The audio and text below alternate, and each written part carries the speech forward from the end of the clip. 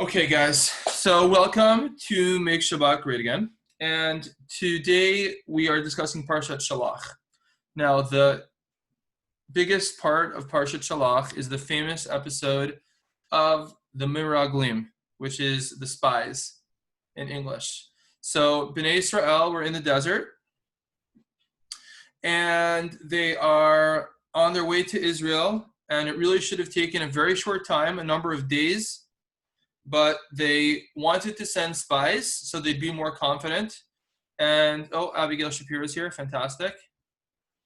And the reason they wanted to send spies is they wanted to see if the land was good, and they wanted to plan for military strategies. Welcome, Abigail. And we're just doing a little thought on Parshat Shelach. And Hashem was not pleased with them for trying to find out if the land was good or not, because Hashem already promised them it would be a good land. So there was a complaint on them for doing that, and they got themselves into trouble, because what happened was, when they gave the report back to the rest of Bnei Israel, they gave 10 out of the 12 spies gave a report in which they were clearly scared and said that we can't do it. And if you look, because there's giant people there, and the land is tough, and there's walled cities. How are we going to break through walled cities? And this was something where they should have had more faith. This is the same people who came out of Egypt just days before. They saw all the miracles, and that's a topic unto itself. How could people who saw all those miracles now be scared of going into Israel and think that Hashem couldn't do it? That's an important topic unto itself, but I'm not discussing that today. But if you look at the reaction that they caused the rest of Bnei Israel to feel, it says, the children immediately complained to Moshe and Aaron, and they said, why didn't you just leave us to die in Egypt? Why do we have to die in this desert? Why does the Lord bring us to this land to fall by the sword? Let us appoint a leader, return to Egypt, etc. So they became very apprehensive and scared about going into Israel, and Hashem punished them, as you know, that Hashem said, okay, you don't feel you're confident that I could do the job to get you into Israel? Fine, then you're not going to go into Israel. This entire generation is not going to go, but your children, who you said you're so scared that how are your children going to make it, the children who you were frightened for, they will be the ones to go in, and I will protect them, and they'll be just fine. So what I want to focus on, because this is a girls' class, is something very interesting. We find multiple times in the Torah that the women were not involved in the sin, and this is one of those times. This was only the men were involved in this, and the women were not involved in this sin. And the question is, why not? Why not? It seems to be that there was a lack of appreciation for the land of Israel. They didn't want to go. Now, something like your feelings towards Israel is not something that is logical, that should be divided by gender. Either you love Israel, you don't. You could say, person A, B, and C loves Israel. Person D, E, and F people D, E, and F do not love Israel. That's not something that should be divided by gender. How can we possibly explain that the women were not involved in this sin? And we see it another time. We see it multiple other times. So I'm going to show you a famous one.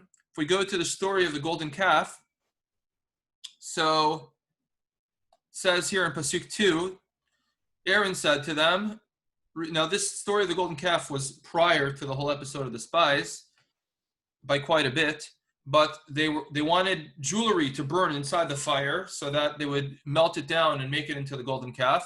And Aaron had to say to them, remove the earrings that are on the ears of your wives. Now, why that's not logical? Why didn't he just tell the women, donate your earrings? So the rabbis say what's going on behind the scenes over here is that the women refused to do it. They refused to be involved in the sin of the golden calf. And the men had to literally yank it off their ears.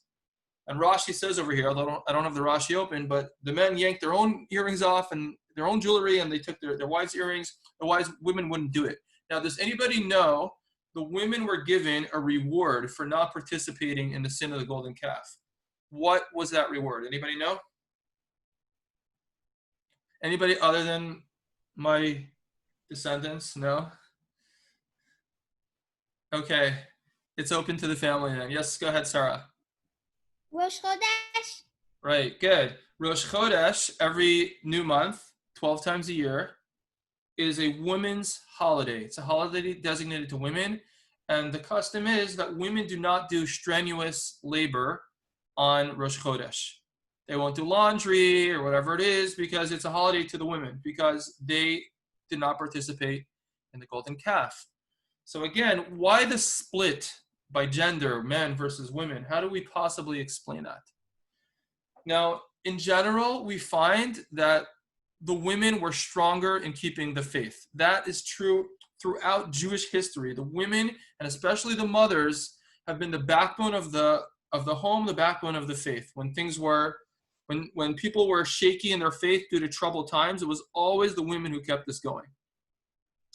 And the Talmud says very specifically that bizchut nashim tzidkaniyot nigalu, that we were redeemed from every holiday, every trouble, because of the women's faith. So, for example, in the times of Egypt, the people stopped wanting to have any children anymore, and it was Miriam who said that, she said to her parents, "Your decree is worse than Pharaoh's. Pharaoh's throwing the boys into the river, but you're not allowing any boys or girls to be born."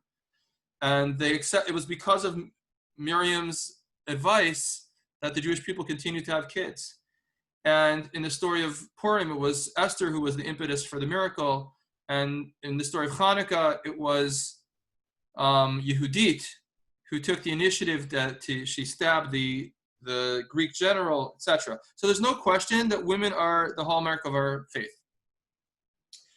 Okay, and that's true. We could leave it at that, but there's a deeper explanation, and there's more of an explanation that's tied to the actual psyche of a woman to explain this. Now, this is not my own idea. I'm getting this from somewhere else. So when Bnei Israel were leaving Egypt, everyone was gung-ho to go to Israel. Everyone was very excited to go to Israel. That's very clear. I mean, they were just too happy to leave. As a matter of fact, before they left Egypt, they were given a mitzvah to go and take gold and silver, which were, rightfully, they had the right to take it after they were tormented for so many years. And Hashem says to Moshe, Daber na, please beg them to take the gold and silver. They didn't want to stay one extra day. They had to be begged to take it. Just like, God forbid, someone who was in the Holocaust, if you told them, oh, you can stay an extra day and go loot your German supervisors, they probably would say, let me just get out of here. So they were very happy to leave. Everyone was excited about going to the promised land. But on the journey, they hit some turbulence. So the first turbulence that they hit was the war against Amalek. Amalek attacked them, and again, they got scared. Then after that, you have the story of the golden calf, where the people were waiting for Moshe to come down from the mountain from studying the Torah, and they miscalculated. They thought he was late, so immediately again they got thrown into a panic. And the men got thrown into panic, and the men reacted by, oh, we can't survive in a desert with no leader. We're not going to make it. Moshe was our great intermediary. They make a golden calf. The women didn't get thrown into that panic. Then they hit more turbulence. They send these spies into Canaan, and the spies come back with a scary report in the way that they said it. And they said, we can't do it. We're not going to be able to do it. And they got frightened.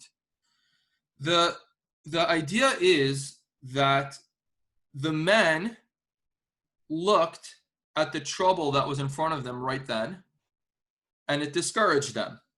They saw the scary situation in front of them, and they weren't able to see the big picture. Why don't we remember Hashem could do anything? He performed all these miracles for us. He certainly could defeat the 31 kings that lived in Canaan. There should be no problem. And yes, we're going to experience turbulence because Hashem is challenging us and Hashem is testing us. But if we're able to see the future, if we just get past this, then we can overcome these obstacles, and then everything's going to be amazing for us. But the men were very short-sighted. And the men only saw what was in front of them right then at that moment. And you see that the women were able to attach themselves to Israel more than the men. And before I tell you why that is, let me just prove to you that that's the case. So if we go to another story in Bamidbar, which is not in this week's Parsha. So this is the story of the daughters of Tzalafchad. It's in Parshat Pinchas.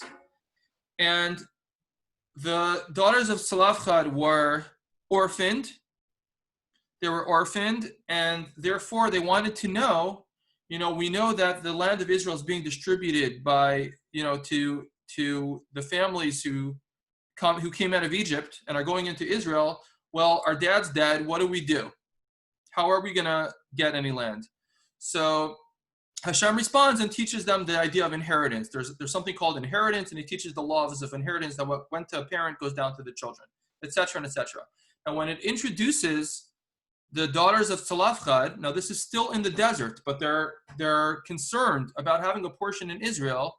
So notice how it calls them the daughters of Tzalafchad, son of Machir, son of Menashe, from Joseph. It goes all the way, it traces their lineage all the way back to Joseph. So Rashi tells us why. Right here, Rashi says, why is this said? Has it not already said the son of Menashe? We already know their family genealogy. We know their history. But to inform us that Joseph cherished the land, as it says, you shall bring up my bones. They came from Joseph, and we know that Joseph loved the land of Israel. Joseph loved the land of Israel because Joseph instructed his descendants that after I die, when you come out of Egypt, eventually, I want you to bring my bones up to be buried in Israel. That love for Israel went down to Joseph's family, and therefore the daughters of Tzalafchad had this tremendous love of Israel. And that's why they were so concerned about this portion in Israel. So we see an episode over here where the women were fighting to get a portion, to get a piece of land in Israel. And whereas we have contrast that with the story of the men over here, because of a lack of appreciation for Israel, didn't want to go. And they said, let us turn around and go back to Egypt.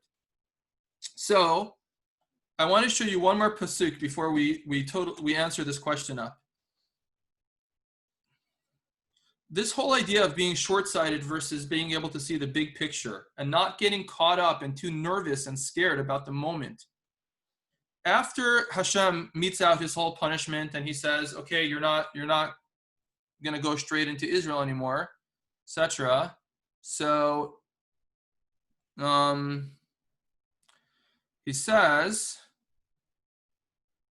I hope I didn't lose it. 1 second.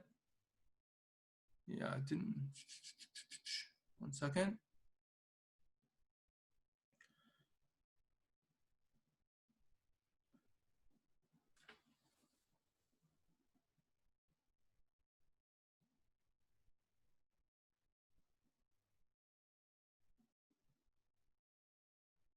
All right. Anyway, I can't find it right now. But Hashem says, Machar, tomorrow, Pinu, turn, Usa'ulachem Hamidbar. And now you're going to travel. Starting tomorrow, you're going to start traveling in the desert, and that's the way you're going to go into Israel.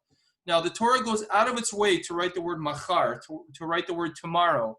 Why does it do that?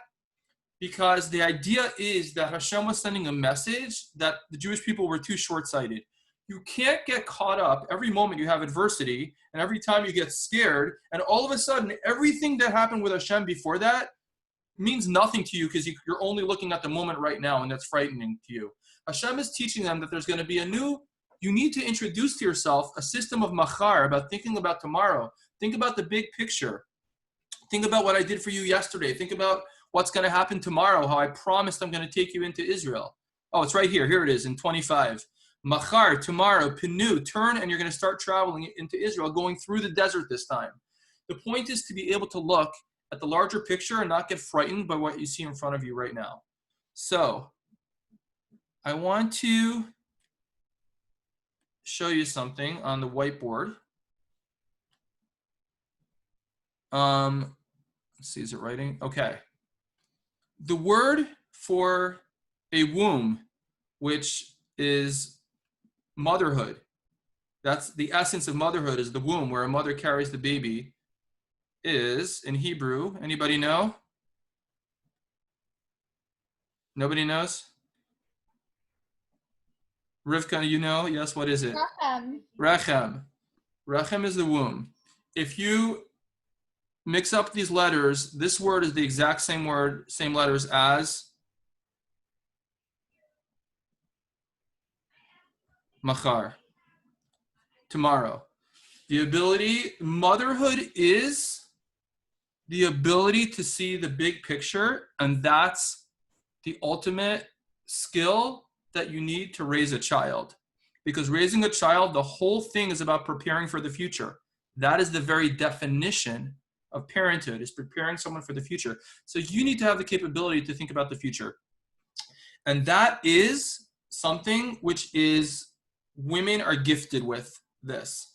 Men are very much in the moment compared to a woman being able to see the big picture. And we see that clearly in the episodes of Jewish history that I've mentioned, where it's not just that women have more faith than men. That might be true sometimes, but it's women have the ability to see the big picture and not get stressed out in the moment in the way that the men have. And that's why we find that the women were not involved in some of these sins.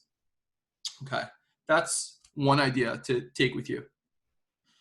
I want to share one or two other ideas from the Parsha, shifting gears over here to something else. So after Hashem meets out his punishment, so Moshe prays, and he says, Hashem, you're so merciful, please take mercy, take mercy, take mercy. And Hashem says, okay, but I'm going to take mercy, but they're still not going to be led into Israel. Originally, Hashem says that I'm going to wipe out this nation and I'll start again with you, Moshe. And Moshe said, no, please have mercy. And Hashem says, okay, but they're still not going to go into Israel. Now, I want to focus on one pasuk, which Hashem says at the end of Moshe's tefillah. And because I moved this around, now I have to find it. Here it is, pasuk Zion, I think. Okay. No, Yud Dalet Zion. Yud Zion 17. Okay, so look what Hashem says. We still see the whiteboard. You still see the whiteboard. Oh, thank you. I appreciate it. All right, sure. Thank you. So Hashem says, so you're going to spend your time in the desert. And now there's a pasuk here which seems completely out of place. Just a complete non sequitur. In pasuk 17 it says, V'ata yigdal na koach Hashem kasher dibarta lemor. But now the power of Hashem is going to be increased. Now what on earth, this is Moshe talking. What on earth does Moshe mean when he says the power of Hashem is going to be increased? What on God's earth does that have anything to do? Moshe's praying, let the Jews into Israel, or not let them into Israel, but at least let them survive. And Hashem says, okay, and then Moshe says, please let your power be increased. And then if we go to Hashem's response, look at pasuk 20 and 21. Vayomer Hashem salachti kivarecha. Hashem says, I have forgiven them in accordance with your words. But as surely as I live, my glory fills the earth. V'malich vod Hashem et kol haaretz. My glory fills the earth. What are these verses doing here? They're so out of place that Hashem's glory is going to fill the earth. And you're discussing the Jewish people's fate right now. Can you please stay on topic? Why is it talking about Hashem's glory fills the earth? So, the classic commentary called the Netziv, which is an acronym for Naftali Tzvi Yehuda Berlin, says the following. Do you know what it means? It means there was a plan A and there was a plan B for the Jewish people. Just like Ramchal says, those of you who have been in my class know I quote Ramchal all the time. Ramchal says there was a plan A and a plan B for this world. Okay? Plan A was supposed to be we wouldn't have to work as hard for our reward, etc. And plan B, and there was supposed to be much less free will. Plan B is after Adam sinned, everything changed, and there was a totally new world in order for us to reach our perfection. So too over here, there was supposed to be a plan A and a plan B. Plan A was the Jews were on their way to Israel in a miraculous way. Everything that happened in Israel, in Egypt rather, all the plagues and the splitting of the sea, all miraculous. They come out, they have the falling of the manna. The manna supports them for 40 years.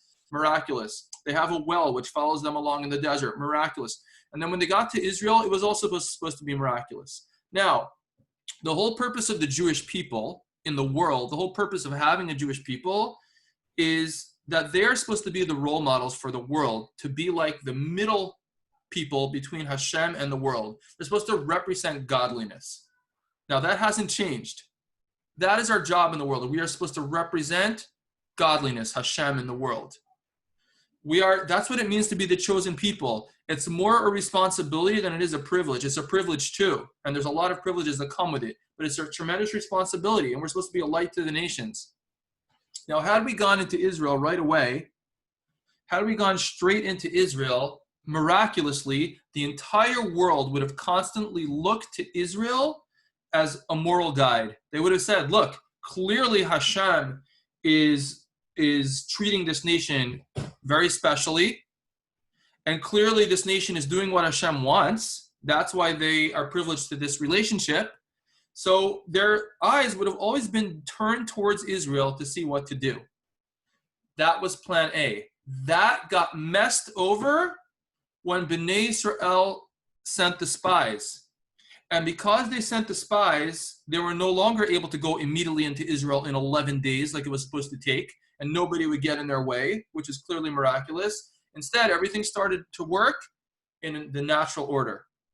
Hashem kept them in the desert for 40 years, and when they get into Israel, the first thing they do is they harvest wheat, because Pesach is coming up. There was no more manna, there was no more man. It was harvest time now. Everything changed to the natural order. And because everything changed to the natural order, you didn't have that plan A where the world would look to Israel, a central location, to see morality in the world. Because they don't see that Israel is special. They don't see the special relationship with Hashem. Quite the contrary. They see, if you ask, your average Gentile about whether, they think the Jewish people have an amazing relationship with Hashem, most of them will just know the terrible suffering that the Jewish people have gone through over Jewish history. So plan A didn't work, and it didn't work because of this episode of the spies. Everything changed. So Hashem says, we have to go to plan B now. This world needs a Jewish people. The Jewish people are here to represent godliness, and we are very special, and Hashem loves us for that. Don't be misled by the fact that we got in trouble with Hashem a lot of times. That's because Hashem tries to keep us on the straight and narrow because he needs us to represent him. Plan B was the way Hashem is going to get godliness into the world and morality into the world is by having the Jewish people scattered into the world in exile. And that's what Hashem says here. It says that, and now because you're not going straight into Israel, and this is going to be, so to speak, the first exile of several, the glory of Hashem is going to fill the entire earth. And the Netziv brings a verse in Psalms, in Tehillim, which I should have opened for you, but I didn't. But it elaborates on Hashem's response to the spies. King David talks about how Hashem says, after the episode of the spies, you're going to be scattered into the world. Now, scattered into the world sounds like a punishment. It is a punishment, but behind the scenes, Hashem is running destiny. It was part of the destiny that the Jewish people would be in every corner of the world. We have reached every civilized part of the world, from Australia to America, to Russia, to Canada, to Africa. This was our destiny, so that Hashem says, if plan A didn't work, then I need my glory to fill the world. The way I'm going to do it is through my servants, the Jewish people. So now we understand what this verse is doing here. It's so out of place. This is in the middle of discussion about punishing the Jews. Moshe is saying, don't. Hashem says, I will. Okay, I'll go easy on them, but they're still not going into Israel. All of a sudden, Hashem throws in a verse about himself. My glory now is going to fill the earth. What on earth are you talking about? So the Netziv explains, now we're going to plan B. The Jewish people, by going into exile, are going to bring glory to the entire world. Instead of everyone looking to Israel, and to an extent, they still do look to Israel. But unfortunately, just because we live in Israel, it's not being run in a Torah fashion. There's not a government which is run completely by Torah values. It's not working that way, and the laws aren't run by Torah values. And nor does everyone keep Torah values. That it just didn't work out that way for now. In the Messianic era, things will be different. But for now, Hashem says the majority of Jewish history was in exile. And our job in exile is to bring godliness to the world, and people should look up to us. That's our job. All right, that's the other thought I wanted to do with you. So I just want to review what we did today, and then we're going to go to Shabbat candles and a story. So the first thing we saw was that there have been many episodes in Jewish history where women have been the ones to keep our faith. And we explained that the essence of motherhood is that the rechem is the same word as machar, the womb is the same word as tomorrow, to be able to see the future, be able to plan for the future, and not get caught up in the stress of the moment and freak out. And that's why moms are, when you're having a hard time, mom is there to soothe you and be calm and keep you calm. So that's what it's all about. And they were able to not get frightened by the momentary adversity that we were faced with several times. And that's what being a Jewish woman is all about. That's part one. And the second thing we saw is that although exile is a punishment, true, but it was destined that way, and it was predestined that way, that the Jewish people should reach every corner of the world in order to fill the world with God's glory. That was part two. Okay, we're going to go to a few laws about Shabbat candles, and then we'll end with a story. So last week we saw the reason for Shabbat candles is it brings honor to the Shabbat, kavod Shabbat. It brings joy to the Shabbat when people have light, etc. Now, the number of candles. So technically, to fulfill the rabbinic law of Shabbat candles, all you need is one candle. The custom, like literally everywhere, is to do a minimum of 2 candles. And the reason is because in the 10 commandments, there are 2 commands about Shabbat. One says Zachor Yom Shabbat, remember the Shabbat, and the other one says Shamor Shabbat, to guard the Shabbat. And therefore, in remembrance of those 2 commands, we have 2 candles, one for Zachor and one for Shamor. There are people who have customs to have, as we do in my family, to have a candle for every member of the family. So we do that in my family. So we have 8 candles, and which is a very beautiful custom. But again, the actual requirement is 1 candle. All right. Oh, he says that here in number 5. The prevalent custom is to start off lighting 2 candles and add an additional candle for each subsequent child that's born to the family. Okay. Number 6, even those that light additional candles each Erev Shabbat when at home need to light only 2 candles when lighting as a guest in someone else's home. So that is also my custom, even though my custom is that we light 1 candle for every member of the household. But when we go away for Shabbat, so let's say in theory, like the Millers would invite us over for 1 Shabbat. So we would only light 2 candles when we go traveling. I don't think you would like that because my family isn't kosher. Okay. And we go to,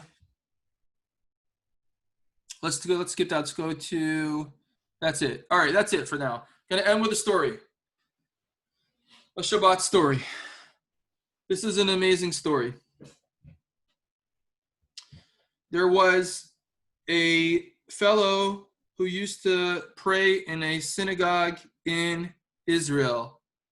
And his last name was Cohen, Dan Cohen. And he, one Friday night, went to the synagogue and he finished tefillah and he was about to go home. And he said to himself, before I go home, let me scan the shul and see if maybe there's somebody who needs a meal. Maybe there's somebody who looks like a guest in town who could use some hospitality.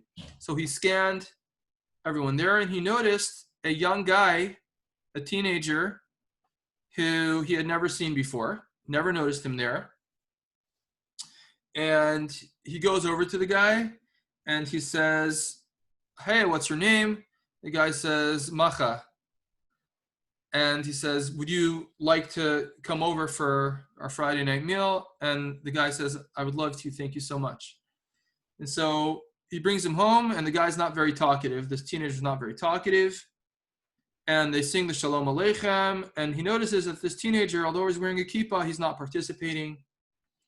And they recite the Kiddush, and he's not participating. And then they start to sing some songs. And the host asks this guy, Macha, is there any particular song that you'd like to request, something that you like? And he says, actually, yes.